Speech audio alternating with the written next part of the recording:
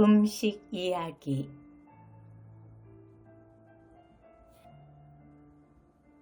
비오는 날의 메밀 칼 싹두기. 비오는 날이면 요즘도 나는 수제비가 먹고 싶어진다.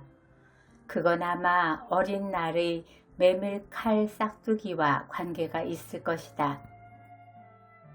벽촌의 비오는 날의 적막감은 내가 아직 맛보지 못한, 그러나 장차 피할 수 없게 될 인생의 원초적인 고독의 예감과도 같은 것이었다.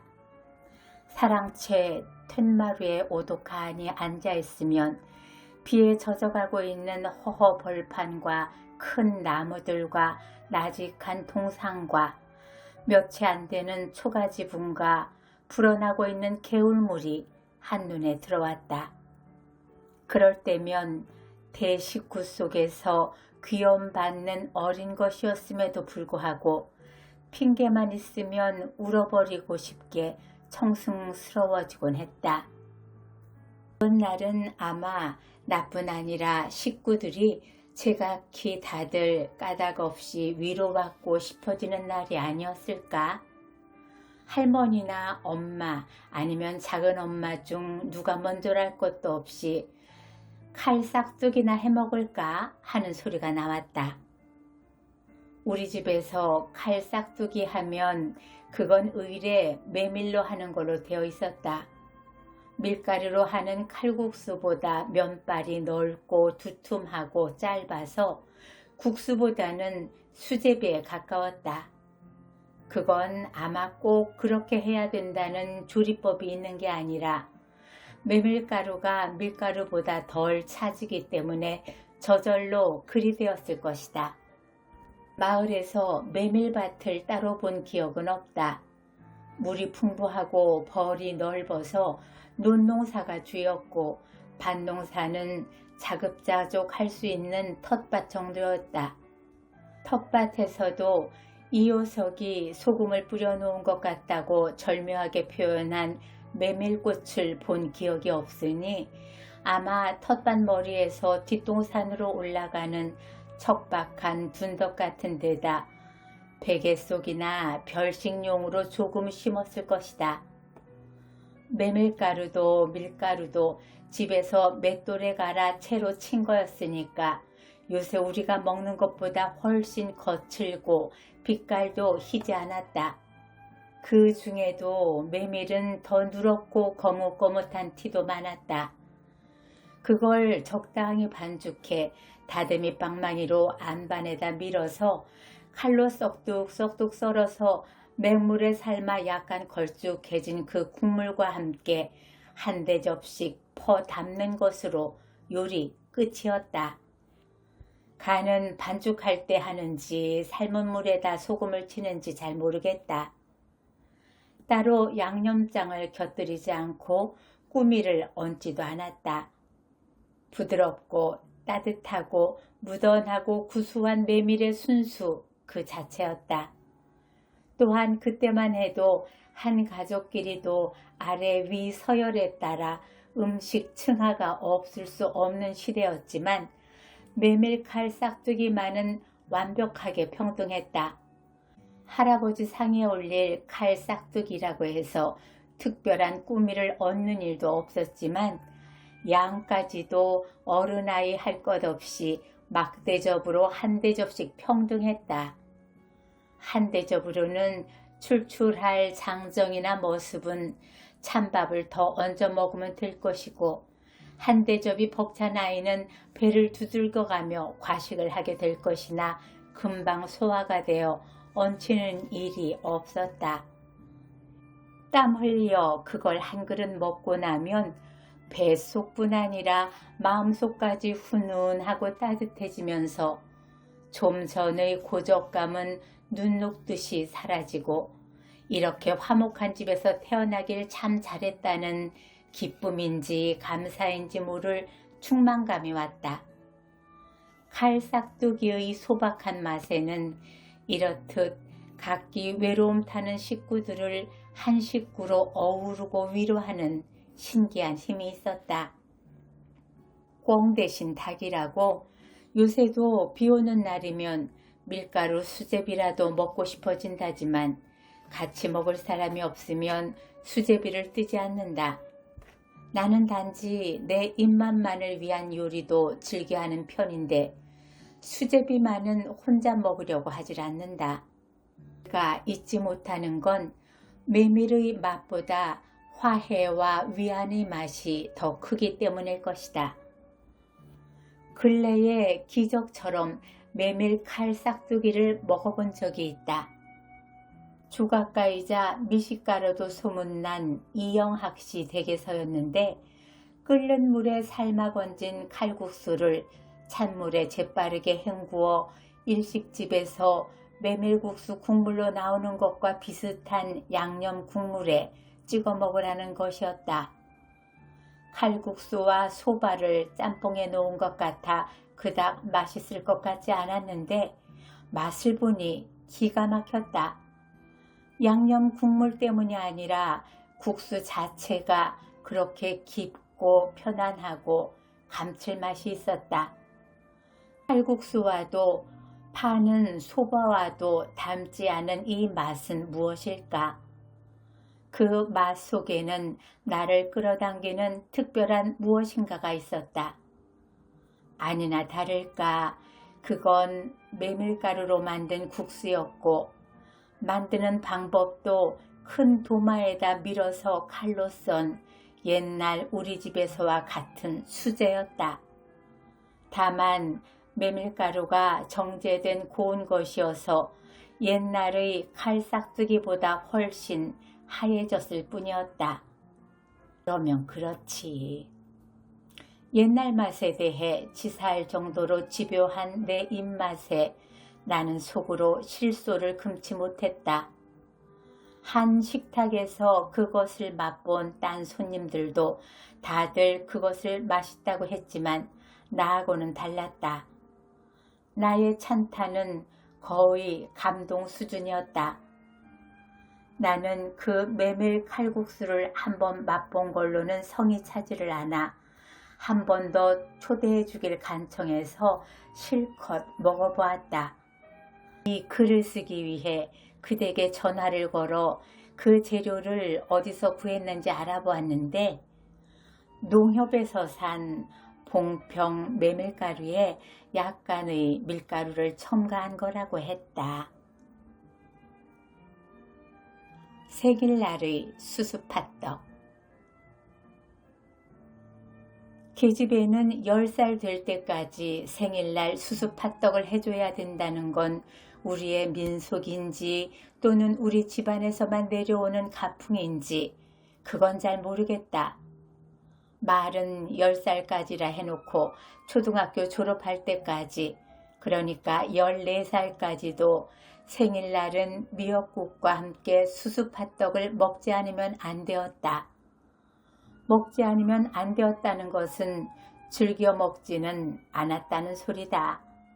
생일이 여름방학에도 겨울방학에도 해당 안 되는 철이라 서울 와서 학교 다니면서 생일을 챙겨줄 사람은 엄마밖에 없었는데도 할머니는 혹시 엄마가 수수팥떡 해주는 것을 잊을세라 붉은 팥과 수수를 붙여주시곤 했다.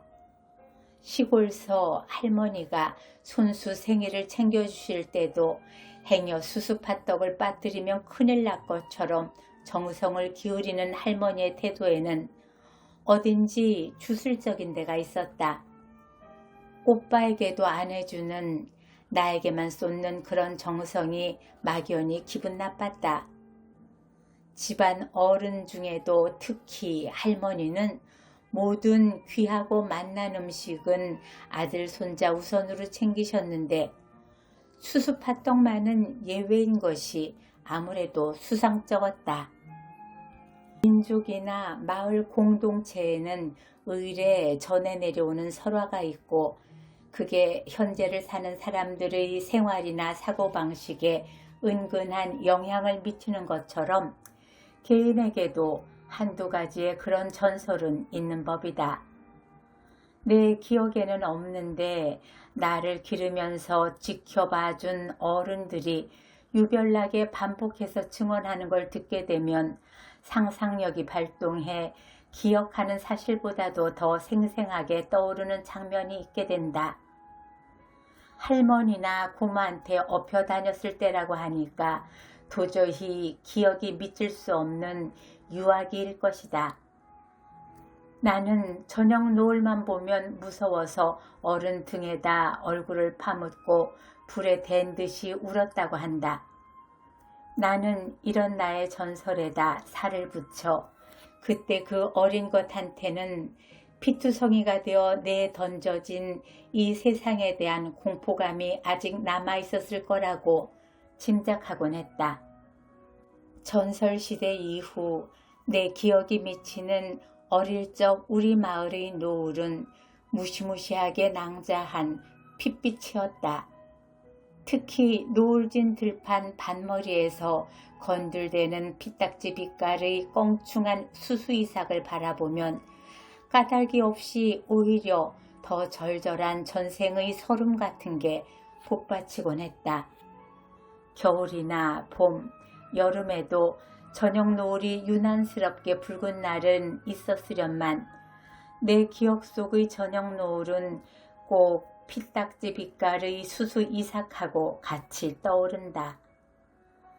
10살 될 때까지 할머니가 생일날 꼭 먹이고 싶어 했던 수수 팥떡도 붉은 빛깔이었다. 떡도 생생한 붉은 빛이었지만 팥도 거피하지 않은 붉은 팥이어야만 했다. 흰 밥과 흰 닭고기가 듬뿍 든 까만 미역국은 이 집안에서 존중받고 있다는 안도감을 주는 편안한 생일 음식이었던데 반해 시뻘건 수수팥떡은 어딘지 불편했다.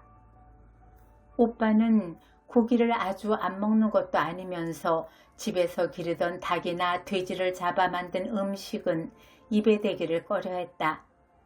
그런 오빠를 어른들은 사내 녀석이 저렇게 마음이 약해 무엇에 쓰느냐고 걱정했지만 나는 고기를 먹으면서 그 짐승이 살았을 때 생각을 한 것 같진 않다.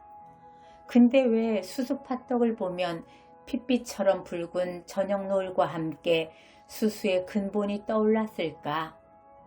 어린 나이에도 그 떡을 안 해주면 큰일 날 것처럼 정성스럽게 챙기는 할머니의 태도에서 지나치게 민감하게 태어난 손녀에게 따라다닐지도 모를 살을 제해주고 싶은 주술적인 의미의 기미 같은 게 느껴져서가 아니었을까? 생일 수수팥떡은 요새도 떡집에서 사 먹을 수 있는 수수경단하고 비슷한 맛이고 만드는 방법도 비슷하리라고 생각한다. 다만 모양이 지금 것보다 훨씬 투박하고 컸다. 반죽한 수숫가루를 아이들 손바닥만한 크기로 두둑하고 동구스름하게 빚어서 끓는 물에 넣었다가 익어서 둥둥 떠오르면 조리로 건져서 푹 삶아서 부슬부슬하게 으깬 붉은 팥고물에 굴리면 된다. 박적골의 참괴장. 바다가 어떻게 생겼는지 소학교 4학년 때 인천으로 수학여행 가서 처음 보았지만 태어난 마을은 넓은 벌판 도처에 맑은 개울물이 그물망처럼 흐르고 있어서 잣다랗고 하찮은 민물고기들은 어려서부터 지천으로 보았다. 동무들하고 삼태기나 채를 가지고 개울에 나가 삼태기로 여울목을 맞고 위에서 전벙대며 물고기를 모는 신용을 한참 하고 나서 건지면 보리새우가 곧만이 잡혔다. 다슬기나 버들치도 같이 잡혔지만 다 놓아주고 보리새우만 집으로 가져가면 어른들은 야단도 안 치고 환영하지도 않고 그냥 아무렇지도 않게 된장을 푼 아욱이나 우거지국에 들어뜨리고 말았다. 빨갛게 익은 새우가 둥둥 뜬 된장국은 맨 된장국보다 훨씬 달았는데도 부엌에서 그걸 크게 반긴 것 같지는 않다. 어른들의 그 무심한 태도 때문인지 삼태기를 놓고 새우를 잡는 일은 물장난의 해롭지 않은 부산물 정도로밖에 생각되지 않는다. 그러나 벼가 누렇게 익을 무렵 눈에서 부글부글 거품이 나오는 게 구멍을 발견하고 손을 넣어 엄지발가락에 털이 난 참게를 잡는 일은 스릴 있고 실속 있는 놀이였다. 할머니가 반기는 노획물이었는데 딱지가 동그스름한 암깨는 따로 두고 수깨는 볶아서 저녁상에 올리기도 하고 한두 마리 일적에는 화롯불에 구워주기도 했다. 익어서 붉은색을 띤 딱지 속에 가득 든 노란 알의 맛을 무엇에 비길까? 사납게 생긴 털난 집게 발가락을 깨뜨리고 파먹는 그 안의 살의 맛 또한 무엇과도 바꿀 수 없는 미미였다. 그러나 고약처럼 새까맣고 끈끈한 암괴의 장과는 격이 달랐다. 나는 겁이 많아 괴를 많이는 못 잡았고 더군다나 귀한 암괴는 어쩌다가 걸렸을 때니까 가을에 항아리에 가득히 담는 게장은 아마 전문으로 잡는 사람을 시켰든가 사들였던 것 같다. 할머니가 가마솥을 가실 때나 쓰는 손잡이가 길고 억센 솔로 참게를 손질하시는 동안 나는 옆에서 망을 보았다. 손질이 끝난 게나 안 끝난 게나 다들 왕성하게 살아있어서 와삭와삭 소리를 내며 항아리 언저리로 기어나오길 잘했다. 나는 막대기를 들고 지키고 있다가 언저리로 넘으려는 개를 톡 치면 다시 항아리 속으로 떨어지곤 했다. 그래도 놓친 개는 부엌 바닥을 옆으로 빠르게 기어 어디론가 도망쳤다. 할머니는 질겁하며 잡아들이면서 개가 쥐구멍으로 들어가면 생전 가난하단다 라고 하셨다. 개가 쥐구멍으로 들어가면 그 집이 생전 가난하다는 소리는 그 후 시집에서 게장을 담글 때도 시어머니한테 들었으니 꽤 널리 분포된 속설이었던 듯하다. 가난이 무언지 모를 때라 겁날 건 없어도 개하고 쥐하고 싸우면 누가 이길까 궁금했지만 할머니의 엄숙한 경고 때문에 감히 실험해보지 못했다. 할아버지는 당신 상에나 올릴 것 같은 특별한 별식이 있을 때에만 일부러 손녀를 불러 겸상을 명하셨지만 나는 그런 특혜를 좋아했던 것 같지는 않다. 특히 수염이 빠졌다가 나온 고기 국물을 남겨주시는 건 질색이었다. 그러나 게장이 오를 때는 아니었다. 할아버지는 암개 딱지 속에 든 고약처럼 새까만 게장을 당신 젓가락 끝으로 꼭 귀이개로 퍼낸 것만큼 찍어서 밥숟가락 위에다 얹어주시곤 했다. 아, 그 맛을 무엇에 비길까? 그건 맛의 오지, 궁극의 비경이었다. 아무리 작은 양이라도 혀 전체가 반응하고 입 안의 점막까지도 한번 그 맛을 보면 생전 잊지 못한다. 그 맛은 딱지와 간장에도 깊이 배어 있어 빈 딱지에다 밥을 몇 번을 비벼도 밥은 맛있고도 맛있었다. 다주개가 진상개라지만 박족골 개만만은 못할걸. 할아버지도 이렇게 게장 맛을 상찬에 마지 않으셨다. 아닌 게 아니라 50년대 초반까지도 서울거리엔 살아 꿈틀대는 민물 참게를 암게, 수게 따로 10마리씩 새끼줄에 엮은 걸 어깨에 걸고 다니면서 파죽에 왔다고 외치고 다니는 풍경을 볼 수 있었고 서울 토박이인 시집에서도 게장을 담갔지만 박적골 게장 맛에 될 것도 아니었다. 그러다가 민물개가 디스토마를 옮긴다고 해서 안 담그는 사이에 하천이 오염되면서 게장 수도 사라지고 시장에서도 참 게를 찾아볼 수 없게 되었다. 근래엔 섬진강, 임진강, 한탄강에서 다시 참 게가 나고 강변엔 그걸 요리해 파는 집도 있다는 소리를 듣고 마치 진리를 찾아 헤매듯 불언천리 찾아다녀도 보았지만 내 입맛엔 다 가짜였다. 참 게로 고추장찌개를 끓이다니 그것도 마땅치 않았지만 게장이라고 내온 것도 수개에게도 있는 노란 장을 부득부득 암개의 알이라고 우기면서 까만 장에 대해 아무리 설명해도 못 알아들었다.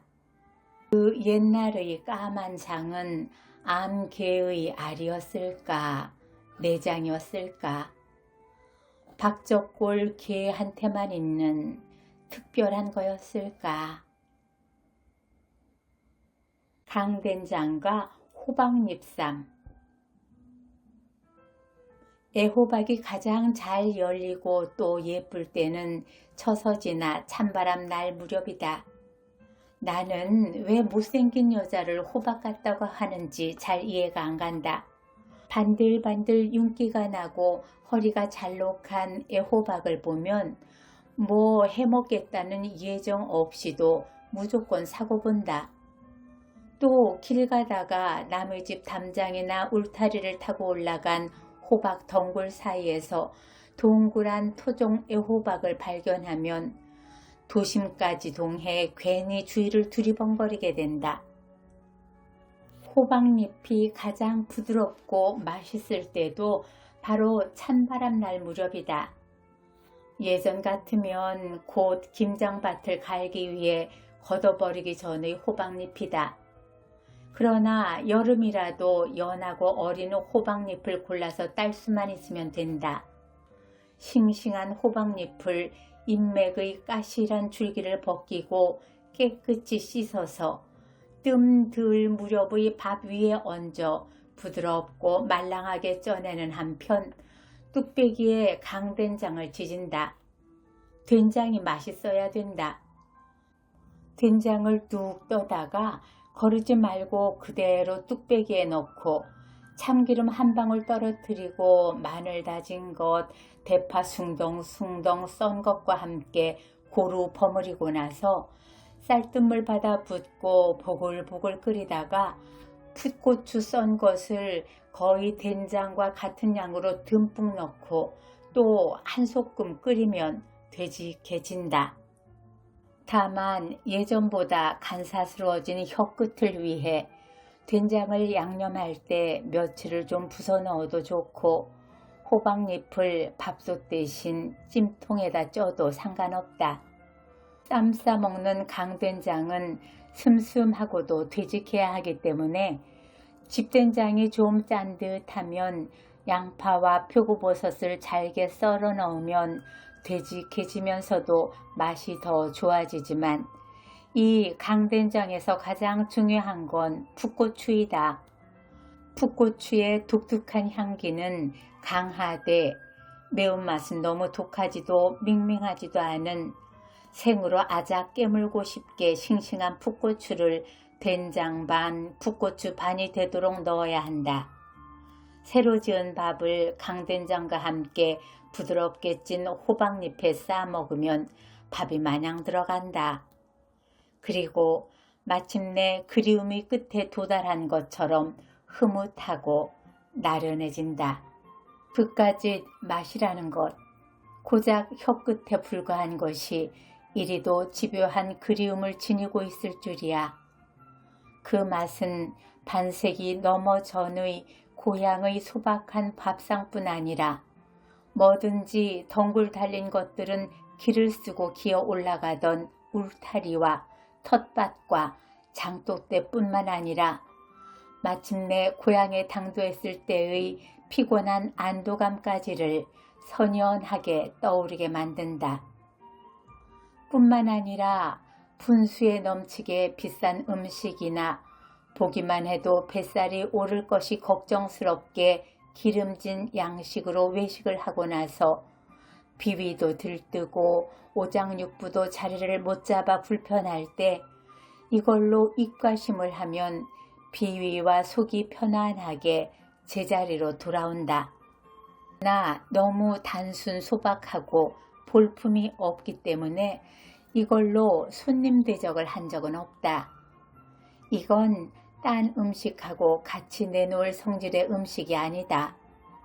밥하고 강된장하고 호박잎은 서로 완벽하게 궁합이 맞으니까 딴 음식에게는 배타적일 수밖에 없다. 손님이 아닌 내 자식들한테는 덜어 해준 적이 있지만 맛있다고는 하면서도 나처럼 허둥대며 탐하진 않기 때문에 잘 안 하게 된다. 왜 이 음식만은 극찬을 받고 싶어 하는지 나도 잘 모르겠다. 그러니까 이 음식은 순전히 나만의 입맛과 나만의 추억을 위한 음식인데도 1년에 몇 번은 해먹는다. 내가 혼자 살게 된 후부터 남들이 가장 궁금해하고 걱정해 주는 건 식사 문제인 것 같다. 혼자 사세요? 그럼 식사는요? 누구든지 이렇게 묻는다. 아마 밥보다는 반찬 걱정을 해주는 것 같아서 딸들이 가까이 살고 늘 밑반찬을 떨어질 새 없이 해 나른다고 말해도 소용이 없다. 그래도 그렇지요. 그 연세에 어떻게 진지를 손수해 잡수느냐고.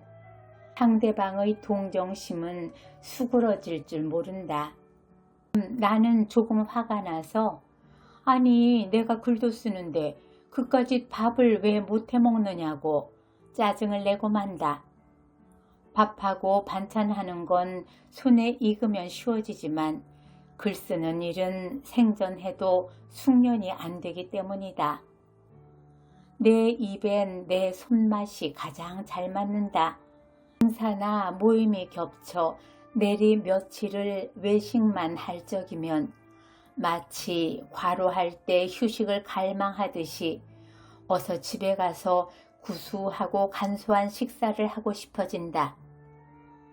젊었을 적의 내 몸은 나하고 가장 친하고 만만한 벗이더니 나이 들면서 차차 내 몸은 나에게 삐치기 시작했고 그늘막의 내 몸은 내가 한평생 모시고 길들여온 나의 가장 무서운 상전이 되었다. 몸에는 혀만 있는 게 아니다. 입맛이 원한다고 단기간에 해로운 걸 마냥 먹게 할 수도 없다. 내 몸의 그 까다로운 비위는 나 아니면 맞출 수가 없다. 또한 내 손맛에는 아무도 흉내낼 수 없는 곰삭은 맛, 내 고향의 맛, 엄마의 손맛이 깃들어 있다. 그걸 기억하고 동의해 주는 게 내 몸이니 나하고 내 몸이 가장 죽이 잘 맞을 수밖에. 이 세상엔 맛있게 만든 음식과 맛없게 만든 음식이 있을 뿐 인간의 몸이 몇만 년에 걸쳐 시험해보고 먹을만 하다고 판단한 자연의 산물 중 맛없는 것은 없다고 생각한다. 나는 맛있는 것을 먹고 싶은 건 참을 수 있지만 맛없는 건 절대로 안 먹는다.